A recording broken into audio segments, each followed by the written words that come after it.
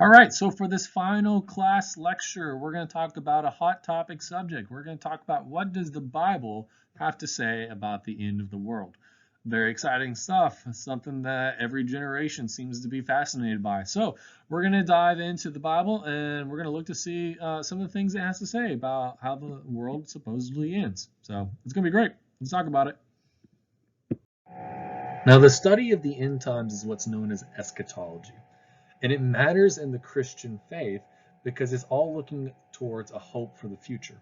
In letters of Paul, it's viewed in the sense of this is how we can face suffering today because we know the future that's to come.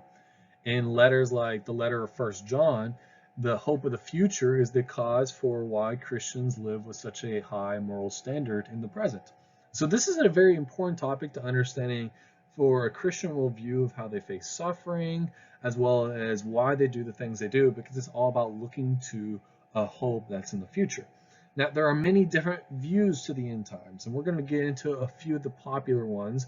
But what's important to see is that all views deal with the time and setting of the cosmic rule of Jesus Christ and this world being set right. And so this is the big hope of when is God's promises going to fully be fulfilled. Now, we saw a little bit in the past two lectures of looking at the Gospels and looking at the church that God's promises have been fulfilled in some degree, but we still see that it's not fully realized just yet. Okay, so eschatology is hoping for the day when all of God's promises that are talked about in the Old Testament, talked about in the prophets, talked about in Jesus, talked about in the apostles and the early church. This is the hope of when all of these promises are going to be fulfilled.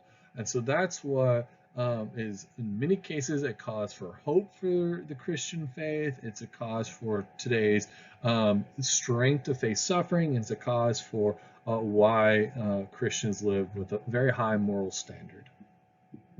Now, as I said in a previous slide, there are many ways of trying to interpret and understand the end times. And there's no way for us to be able to cover every single one of them because in reality, if you think about it, everyone's kind of got their own interpretation and opinion and their own little angle of looking at the end times. But we're going to focus on four very big popular ones that oftentimes are kind of blended together in people's understanding, but they're kind of four big powerhouses of understanding how the world is going to end, so to speak, or how God's promises are going to be fulfilled. And so they go in the order of premillennialism, postmillennialism, amillennialism, and dispensationalism. Now, before we start to break down each of those major views of eschatology, we need to ask a big question. What is the rapture? Now, the rapture is something that's very popular in Christian faith. It's something that sometimes in movies it's played off in a lot of ways. And so this is a big topic that we need to address because there's actually a lot of confusion and misunderstanding related to what the rapture is. In its simplest form, it's referring to the second coming of Christ. Some ways of saying this is the parousia. It's the idea that Christ is going to fully return one day in a physical form, and with that, things are going to change. In fact, a lot of these views on the eschatology kind of center around their interpretation of what the rapture is. But basically, in its simplest form, it's a second coming of Christ when Christ and his church are reunited in a physical form. All right. Now, this is already in a spiritual format today. When we read the New Testament, the writers of the New Testament, like Paul and John and Peter, all talk about Christ, being with this church today. That where two or more gathered together, there's Christ among them. But this idea of the rapture is about a physical appearance. So when is Christ and his church reunited in a physical format? And so their big question is this a taking away of Christians from the world, or is this more of joining together? And that's important to understand. You see, in the first century world, and this is important, we have to understand what these things meant for a first century world. So for a first century world, their idea of the rapture was not the same as what ours is today. The common interpretation of rapture is that we're kind of one day just disappear from where we're sitting, there'll be a pile of clothes left on the ground, and all the Christians will just be disappearing from sight from the world, and then the world will go into chaos, and that's typically the Left Behind series typical view. And we're going to get into that. That's actually called dispensationalism. But the first century world of rapture has to be understood in the context of a first century world. So when Paul talks about it in the letters of Thessalonians, he talks about us going up into a cloud to be with Christ. But in a first century world, when a victor, a conquering general, commander, whoever it was entering into a city, it was kind of known as a rapture. And what that was is he was entering, and all those within the city who was a supporter of the general or the commander or the politician, they would ride out of the city to join in the parade of the conquering victor entering into the city, right? So they would be part of the parade. If you were on the side of the general and he had just won a victory and he was coming home as the war hero, you're going to ride out of the city, you're going to go out the gates, you're going to meet him with the crowd, and then you're going to ride in together in victory. And that's kind of Paul's interpretation when he's talking about the second coming of Christ. When he's like, hey, we're all going to be caught up in the clouds with Christ. It has a candy cane shape to it, right? So it's not a removal of Christians. It's like an arrow viewpoint. It's more like a candy cane. We go up and we turn around and come back in. And that's kind of important to understand as we're going to be getting into the next few states of eschatology. That the first century world, the way they interpreted this was that we are going to ride into victory with Jesus, not waiting on him alone, but we're going to be part of his parade that's following behind him. All right, so the first view of eschatology that we're going to look at is a theory called premillennialism. Now, all of these views of eschatology that we're going to look at kind of base themselves on their interpretation of the book of Revelation, which is the last book of the Bible, which was written by the Apostle John, who was seeing all these visions about ages to come, and he's writing it. So premillennialists will read the book of Revelation, and there's very literally. And there's a moment in the book of Revelation that's talking about a 1,000-year reign or a millennium of Christ. Now, premillennialists have the view that Jesus will come, his second coming, his rapture and all that, will come, and then there will follow a 1,000-year utopian society of peace and Christian ethics before evil is finally dealt with at the end of that, when evil will finally rally together and try to make one battle to rebel and remove Christ, and that's when Christ will deal with evil after a 1,000-year reign on earth, after he's come in a physical format. Premillennialists, they see humanity as incapable of getting better without Christ's return. They have a very low view of humanity's potential for good. They're like, we're all terrible and nothing's going to get better. There's no point in making any good difference in the world until Christ returns and he just sets things right. And so it's kind of, in some ways, you can look at it and be like, well, the viewpoint of humanity is very morbid or pessimistic in some ways. In contrast to the pessimistic view of premillennialism, we have the postmillennialists, which are overly optimistic, right? So they also read Revelation very literally, and how they interpret the second coming of Christ is that this will happen after humanity has established a 1,000-year period of peace and utopia and Christian ethics. And so their viewpoint is, if we can get everyone in the world to agree to live according to Christian ethics, then there is going to be a 1,000-year period of peace and prosperity, and then Christ will come, seeing that the world is finally ready for him. And then when he comes, then there's going to be a rallying of evil, and Christ will deal with it. But that's okay, because humanity apparently for 1,000 years will have 1,000 years of peace. It has a very high view of humanity's potential for goodness. So if you're like, yeah, we're all good, you might lean a little bit towards postmillennialism. However, postmillennialism has kind of died out in a lot of ways. And it's not very popular because of the world wars. Ever since World War II, there was, or before World War II, there was a very heightened sense of, hey, we're heading towards this perfect utopian society, and things like that. And then the world wars happened, and now humanity is a little bit more pessimistic, or maybe realistic on their own corruption that they're capable of. And so this view of postmillennialism is not that popular. So that's postmillennialism for you. Now, a third and very popular view of eschatology is what's known as amillennialism. Now, I'll be personally honest here and say that this is the view of eschatology that I subscribe to.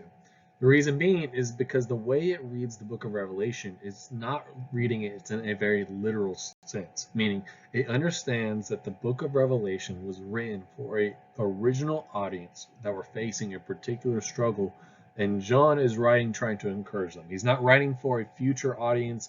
He's not writing this saying, guys, don't worry, none of this makes sense. You'll get this in a few thousand years and all. He's writing to encourage people of his day. So he uses a lot of analogies, illustrations, and references that the original audience would have picked up on and understood in their day and age. There's also the understanding in this amillennialism that the millennial reign of Jesus is not a literal 1,000 years, but a figurative description of what is happening right now. That Christ is on his throne right this minute, governing this world, and this world is still trying to rebel against his authority. And so there's a clash of kings going on in the world right now, but the understanding is that Jesus is the ultimate king and will one day fully set things right. And then this will happen when he returns. And that moment will be a complete ending of all of evil in existence. And so this view has a balanced view, in my opinion, at the very least, of the goodness and the evil of humanity, that we're capable of both things, and that includes within the scope of Christianity, but it sees Christians as partnering with God in the present day and age with a reliance upon Jesus. And so this is not that we're going to create the utopian society and make a world where God will be like, yeah, now I'm going to send Jesus because the world's perfect. Nor is it like, hey, there's no hope for us whatsoever. We might as well not do anything and just put our heads in the sand and wait for Jesus to return and save us. This view, in my opinion, has a balanced view of, hey, everyone is capable of good and evil, but God, in his way, when we partner with Jesus, God is furthering the awareness of his will upon the world, and his kingdom is continuing to spread and make impact and a difference upon the world until the state at one point when we have no idea what it was and we can't predict it, but at one point Jesus will return and fully deal with evil. And until that happens, humanity has, those who are Christians have a job to do. And so that's the view I personally subscribe to. But however, it is not the most popular one. The most popular one is the one we're going to look at next, because it actually deals with a common Hollywood franchise. This last view is probably the most popular one of all, and the reason being, while it is one of the youngest interpretations of eschatology, it's probably the most popular due to the fact of the Left Behind series. So a while back, there was a movie series that Hollywood released based on a book series called Left Behind, which was a writer's interpretation of the book of Revelation. And this is why this view is the most popular, because people can point out different references. Now, let's go ahead and break it down a few things.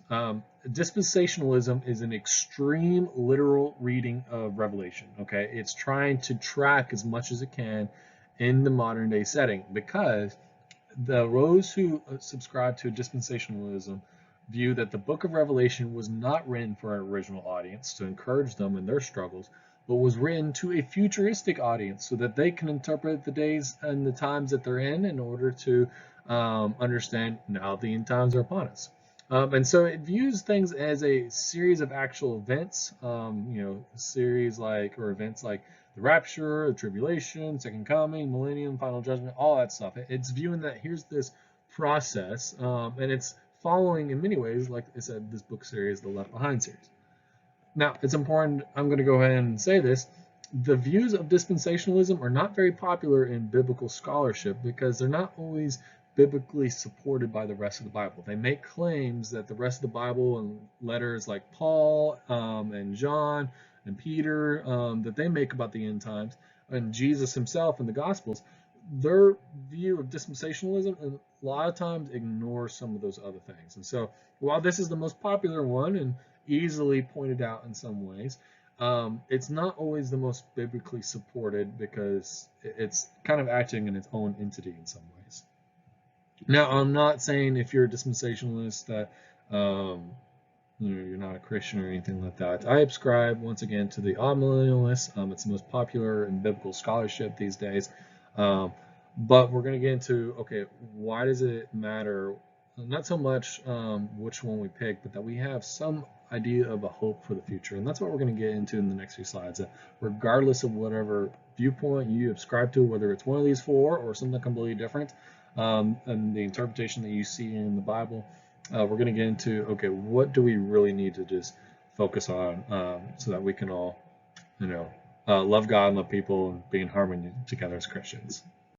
So you might be wondering, okay, there's a lot of different views to the book of Revelation. We've looked at just 4 of them, and they're probably the most popular understandings, but we understand that there are a lot of different interpretations. Sometimes there's kind of a blending of different viewpoints, and it can get really confusing to try to track it all on paper. So what's some important things to note that all Christians, when they open up the Bible, should come to, even if we're all confused on the tiny little details, that we should all be able to say, hey, here are the things that definitely are true according to the Bible in a biblical worldview and an understanding of the world. What does the Bible seem to be saying that all interpreters and readers of the Bible can point out? Well, first one is it's very clear Jesus wins in the end. I mean, he's the last guy talking at the end of the book. The guy who's talking at the end of the fight is usually the winner, and that's kind of the important thing to note, is that all the interpretations of eschatology, the whole New Testament, the whole Bible itself, all point to one singular fact, that Jesus wins in the end. We can also see a couple other things, like in Ephesians chapter 1, verse 11, how all things are summed up in Jesus, that this is a big desire of God acting upon the world, is that everything will be summed up under the authority of Jesus. Philippians chapter 2, verse 9 through 11 also point out to this, that every knee will bow to Jesus. And then in Revelations chapter 21, we see a final ending, that here's a new realm, a new community, a new heaven, and a new earth that is now made for those who have partnered themselves in allegiance with Jesus, get to enjoy. And so regardless of which view you have, let me stress 3 things. And this is always, anytime anyone asks me about my views on the book of Revelation and eschatology and the end times, and people ask, hey, are we in the end times right now? Here's what I always like to say. First off, Jesus wins. All right. Second, pick a side. And number 3, don't be stupid. And so just remember that. I know it's a lot of confusion. You can even ask ourselves today, are we in the end times? Well, let's not get panicked about that. Especially those of you who are amillennialists know, okay, the end times has been happening since the days of Jesus and all that. But regardless of whichever view you look at, when people start getting panicking, saying, is it the end times? This is what the Bible says. Just stop and think, you know what? The Bible really tells 3 things that we can all be sure of. Jesus wins, pick a side, and don't be stupid. Pretty good words to live by, I'd say. Well, that concludes our final lecture for this class. I'll be honest, this format of doing PowerPoints and voiceovers is not my preferred way of teaching. I'm a more face-to-face person. I like to get to know my students. And so the fact that I'm having to do an online class and teach in this format is not in my comfort zone. However, I want to thank you for taking the time to listen to all these lectures. I hope in the past few weeks that you've learned something a little bit that you found interesting. You may have started this class thinking this is not the course you want to take, and I understand that. But I do hope you found something beneficial from this, or you learned something, or at least found something to be of interest in this course material. And so I'm very grateful that you've taken the time to get this far. I'm grateful to be able to teach this class. And if you have any questions about the Bible, or what does it mean to be a Christian, or anything like that, you can always send me an email. If you live in the Poplar Bluff area, you can attend my church. I pastor the Bluff Church in Poplar Bluff. And we'd always love to see you. I'd love to be able to meet you, and you say, hey, I'm one of your students, and we could get to know one another a little bit more. I'd enjoy that. So until now, I want you to take care and know that, I'm praying for you wherever you end up in life. So, farewell.